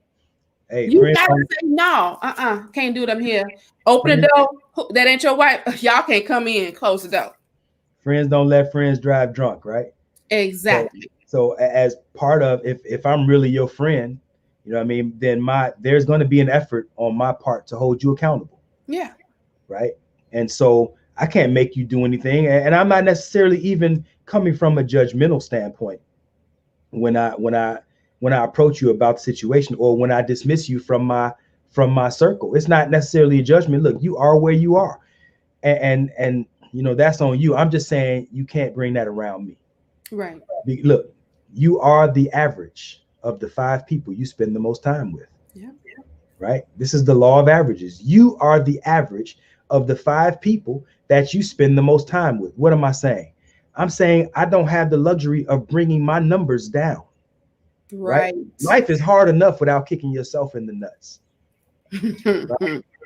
So I don't want people around me that's bringing down my average, or that's increasing my odds of doing something that doesn't benefit me. Right. Yeah. That means that I think you're a horrible person. Nah, that just means you got some things that you got to grow through. And I don't want to be around that if I can help it. Right. Now, Yarley says this is why social media has wrecked shop in relationships, because now women have literally thousands upon thousands of avenues to gain validation from men. I need to point out that so do men. Go over to TikTok and you have dudes that's like,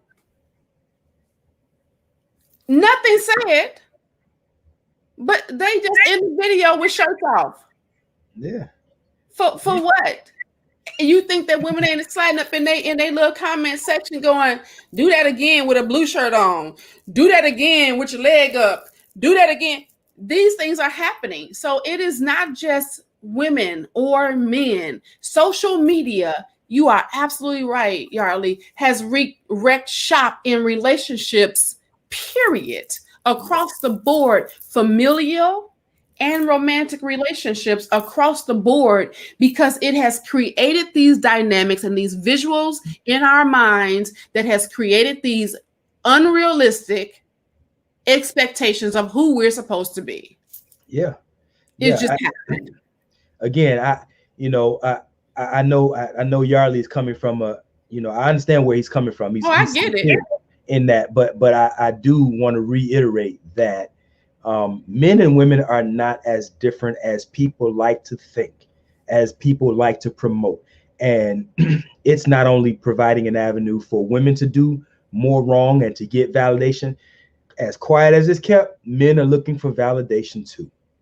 Right. And men are sending all kinds. Look, women ain't getting these inboxes, these pics, what we call them, D pics in their inboxes from women.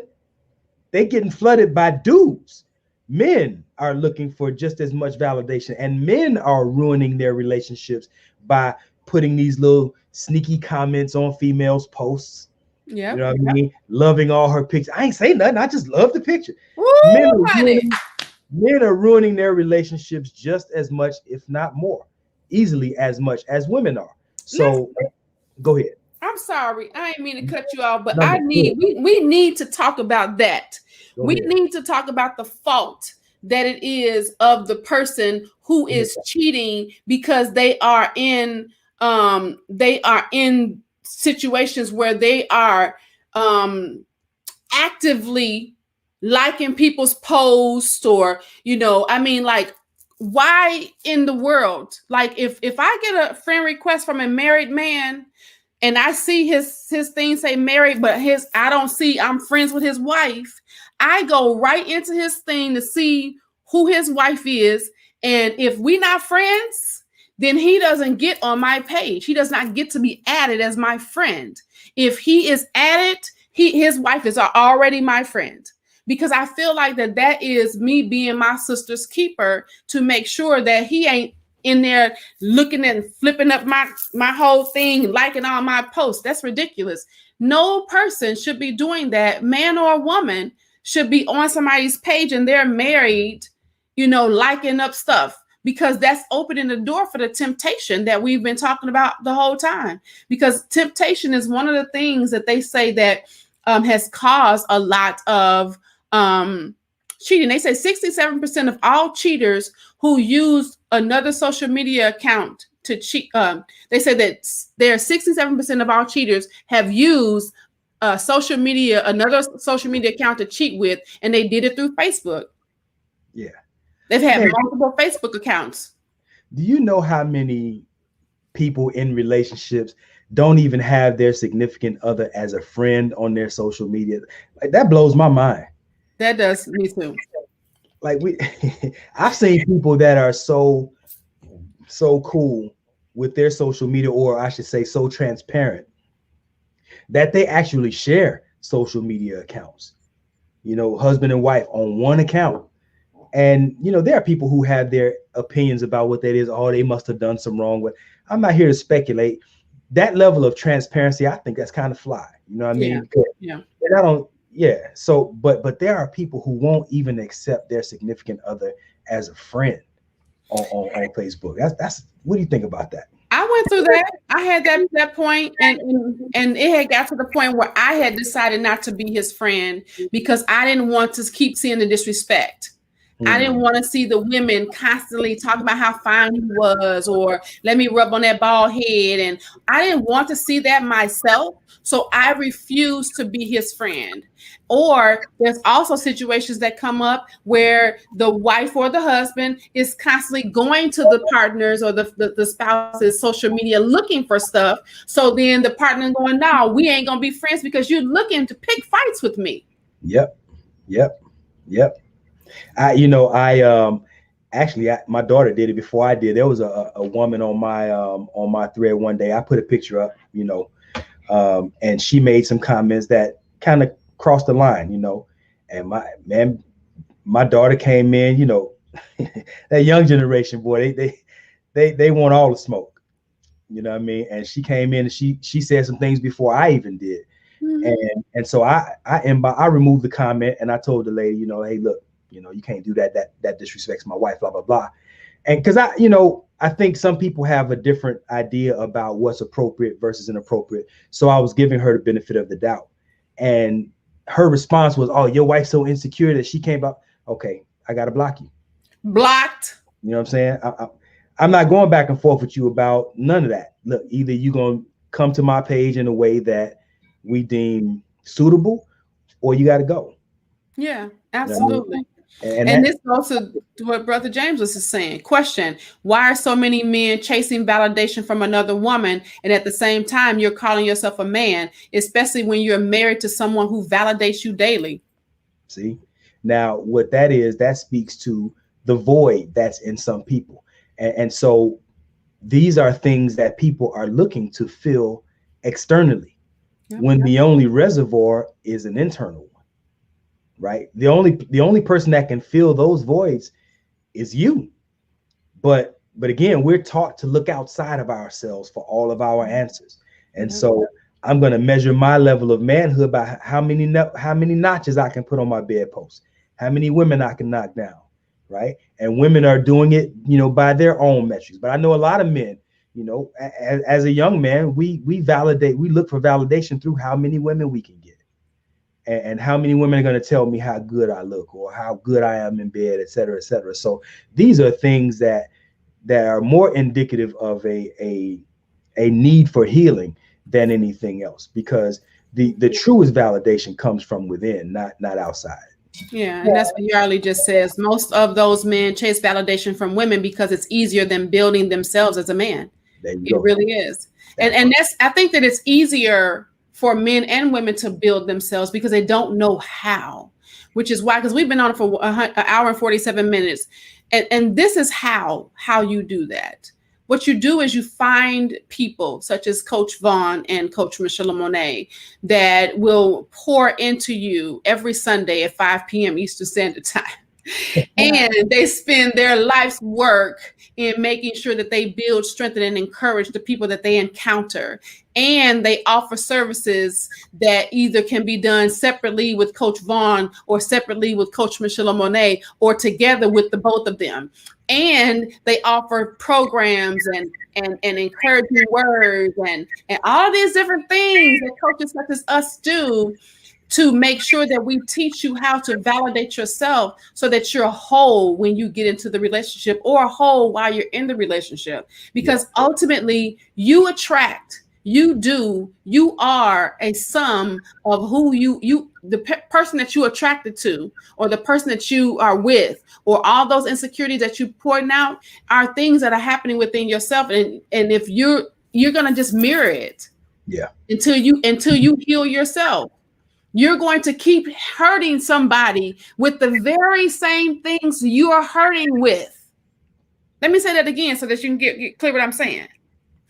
When you're insecure and you're looking for validation from somebody else outside of your partner, your mate, your insecurity is being pushed onto your partner or your mate when that's really what's happening within you.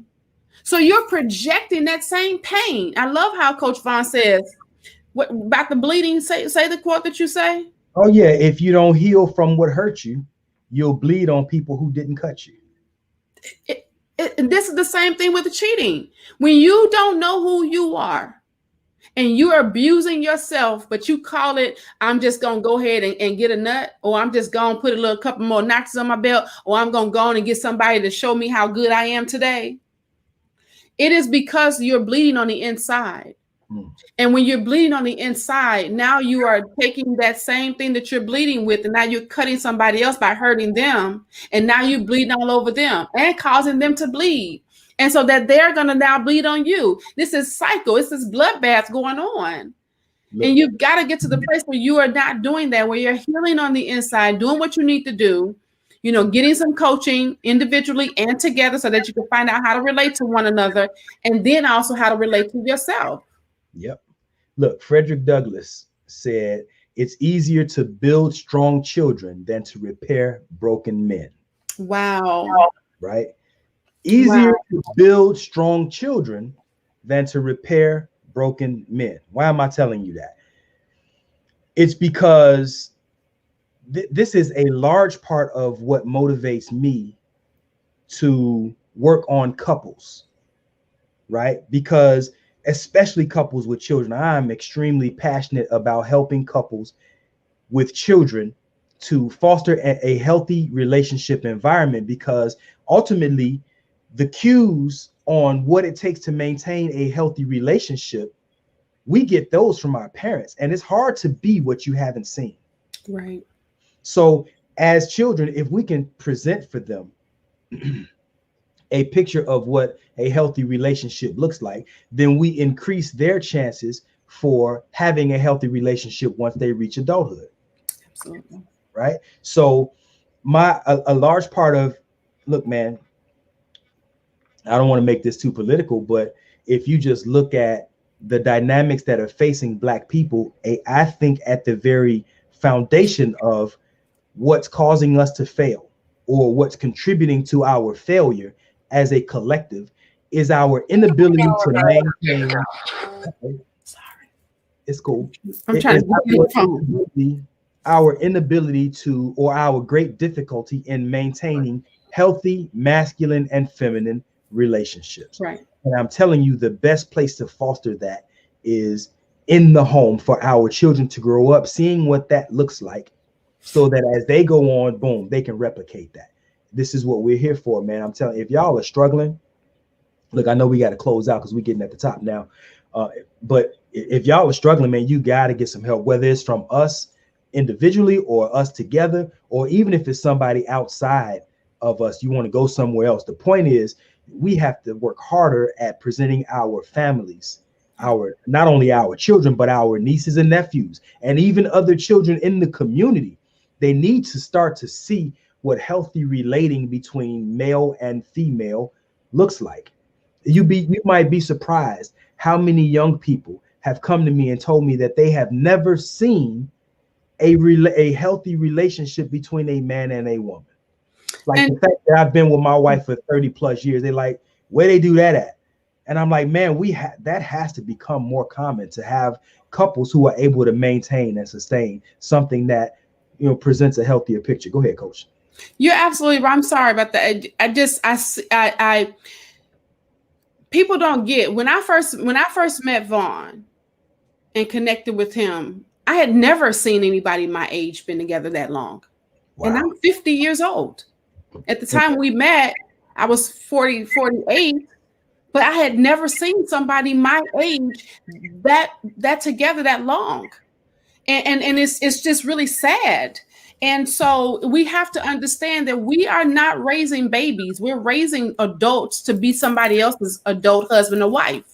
And if we're not putting in that time to do that, we're doing it for naught. And this is the thing, like I put on my TikTok earlier, and I had this conversation with this woman, and she was saying that, KS, he comes at these women because they disrespectful and things of that sort. And I said, when will it stop? So to go to what Coach Vaughn said about the community, it doesn't matter whether it's your man, your woman, or your friend down the street, and he's single or she's single. You cannot keep going back and forth with each other. Somebody has got to stop. Somebody has got to make the decision that I'm not going to fight you, man. I'm not going to fight you, sister, regardless if we're together as husband and wife, boyfriend, girlfriend, friends, whatever. We don't need to keep showing other people that don't live in our house that it is okay to run up the walls, dirty them, punch holes in the walls, write derogatory things on the wall, and do all those things. Why? Because this is our house. Start treating your house the way you want it treated. And then you don't have to worry about somebody coming up in your house, shooting down everybody. You don't have to worry about coming into your house, putting their neck on your family member. You don't have to worry about you getting killed because of whatever in something in your house, because the people on the outside of your house, you're making sure that they understand. Now, people up in here, we respect. People Right. up in here, we're kind to. People up in here, we treat good. So that when somebody from the outside come in, they know how to treat the folk in the house. Right. Yep. There. Go ahead. My fault. And that's without me being, if y'all can't follow that, hit me up and I'll tell you on the side, because I've already been deemed that folk saying that. Let me shut up. Hey, you ready? You ready to close them out, Coach? I guess we didn't held these people for about 2 hours. I'm sure we holding them from their dinner. Yes, let me say this real quick. There was a Lewis B. Smees. He says to forgive is to set a person free. To forgive is to set a prisoner free and discover that prisoner was you. Ooh, do that one more time. Run that back. Lewis B. Smees says to forgive is to set a prisoner free and discover that the prisoner was you. Heavy. He who angers you controls you like a puppet. I like that. So, and I anger is one of those things that really can ruin a person. One of my favorite quotes is, "Anger is the wind that blows out the lamp of the mind." Right? Give a speech when you're angry, and you give the greatest speech you'll ever regret. Wow. Yeah, right. we gotta do better. Yeah, we do. So listen, let me say this part and then you close us out. Yep. If y'all watching us right now, please make sure that you've hearted us. If you haven't hearted us, look at your page. You see that if it's white, then that means you ain't heard us. Right. Make it heart us, okay? Make sure that you are following all of our social media platforms. Bond the Love Alchemist on Instagram, Facebook, YouTube, TikTok, all of them. All of them, we own them. We own them all. Okay, Coach Michelle Monet, ATR, All Things Relevant. We're on all social media platforms. If there's a social media platform, we're there. We may not be real active on our Twitter pages. Don't worry about that. Okay, but make sure that you are following us and subscribing to our YouTube channel. We're trying to get those YouTubes up. Please make sure that you're sharing. Go to our YouTube page, subscribe, hit the red bell. Also, click the link and then share it to somebody else so that they also can do the same. It won't cost you anything but a couple minutes of your time. When you're sharing the drama, you can share the good stuff too. Yep. There is an ancient Egyptian proverb that says, "A beautiful picture is never perfect." I'm saying that to say, family, our relationships don't have to be perfect. Right? We don't have to be perfect. We just doing our best to be healthy. Yeah. Right. And when it's all said and done, all you can do is all you can do. And that's enough. Just make sure you do all you can do. That's the word, family. We love y'all. Peace.